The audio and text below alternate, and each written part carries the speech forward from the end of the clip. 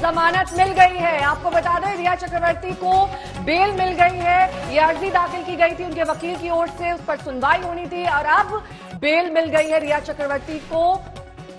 NCB ने उन पर केस दाखिल किया था और अब रिया चक्रवर्ती जेल से बाहर निकल सकेंगी।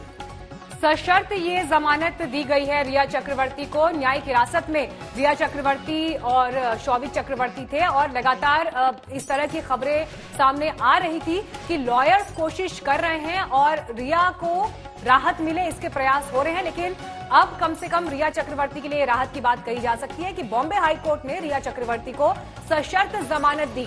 सुशांत सिंह राजपूत की मौत के बाद जिस तरह से इस केस ने तूल पकड़ा और कई उतार चढ़ाव इस केस से देखे, मामला ड्रग्स एंगल तक आया और ड्रग्स का इन्वेस्टिगेशन जब एनसीबी ने शुरू किया तो उस केस में जो आरोप रिया चक्रवर्ती पर लगे उसके तहत रिया चक्रवर्ती को न्यायिक हिरासत में भेजा गया था, लेकिन शौविक चक्रवर्ती की जमानत अर्जी खारिज हुई है।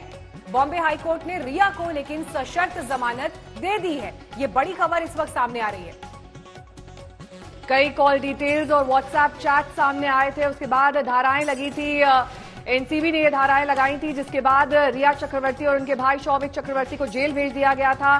तभी से लगातार रिया के वकील की ओर से कोशिश की जा रही थी, अर्जी लगाई गई थी बॉम्बे हाई कोर्ट में जिसमें सुनवाई चल रही थी और अब ये फैसला आया है कि रिया चक्रवर्ती को हालांकि बेल दे दी गई है, उनके भाई की बेल की अर्जी को खारिज कर दिया गया है। तो रिया को फौरी तौर पर राहत मिल गई है और उनके भाई की बेल अर्जी को खारिज कर दिया गया है।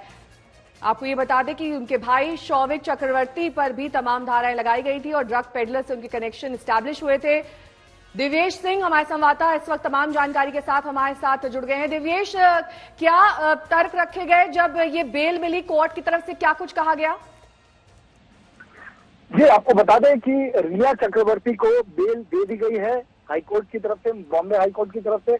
उनका पासपोर्ट जमा करने के लिए उन्हें कहा गया है, 1 लाख का पर्सनल बॉन्ड देने के लिए कहा गया है और इसके अलावा जब भी इन्वेस्टिगेशन एजेंसी जो कि नार्कोटिक्स कंट्रोल ब्यूरो है उन्हें पूछताछ करनी होगी तो उनके सामने उन्हें हाजिर होना होगा, उन्हें इन्वेस्टिगेशन के साथ कोऑपरेट करना होगा। ये शर्तें फिलहाल उनके बेल ऑर्डर में रखी गई है।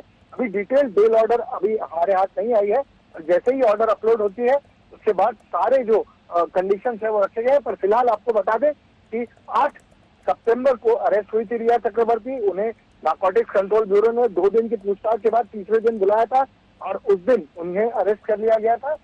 अब जाकर आज उन्हें बेल दी गई है बॉम्बे हाई कोर्ट की तरफ से, जबकि उनके भाई शौविक चक्रवर्ती जो उनसे पहले अरेस्ट हुए थे उन्हें अभी तक बेल नहीं मिली है। उनका बेल ऑर्डर रिजेक्ट हो गया। बसीत परिहार जो कि एक ड्रग पेडलर है जिन्हें इसी केस में अरेस्ट किया गया था, उनका भी बेल ऑर्डर रिजेक्ट हो गया है बॉम्बे हाई कोर्ट में। रिया चक्रवर्ती को कंडीशनल बेल दी गई है, 1 लाख का बॉन्ड रखा गया है, 1 लाख रुपए में डिपॉजिट करने होंगे, अपना पासपोर्ट जमा करवाना होगा और इसके अलावा जब भी नार्कोटिक्स कंट्रोल ब्यूरो उन्हें पूछताछ के लिए बुलाए उन्हें नार्कोटिक्स कंट्रोल ब्यूरो के सामने हाजिर रहना होगा और इन्वेस्टिगेशन के साथ कोऑपरेट करना होगा। दिव्येश, हालांकि इससे पहले जो बेल एप्लीकेशंस थी वो रिजेक्ट भी हुई, क्या दलीलें रिया चक्रवर्ती के लॉयर्स की तरफ से दी गई थी कोर्ट में?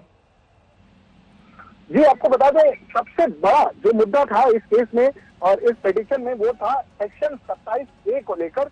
Section 27A narcotic drug and psychotropic substances act, इसी सेक्शन की वजह से लोअर कोर्ट सेशंस कोर्ट में रिया चक्रवर्ती की बेल रिजेक्ट हो गई थी, जिसके बाद सतीश माने शिंदे जो कि रिया के वकील हैं उन्होंने ये मुद्दा उठाया था कि 27A रिया पर गलत तरीके से अप्लाई किया गया है नार्कोटिक्स कंट्रोल ब्यूरो की तरफ से।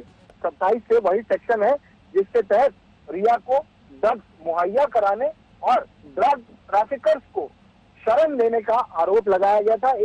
ये बहुत ही स्ट्रिंजेंट सेक्शन है जिसमें 10 साल तक की सजा है और इसी सेक्शन की वजह से पहले 2 कोर्ट में उनकी बेल रिजेक्ट हो गई थी।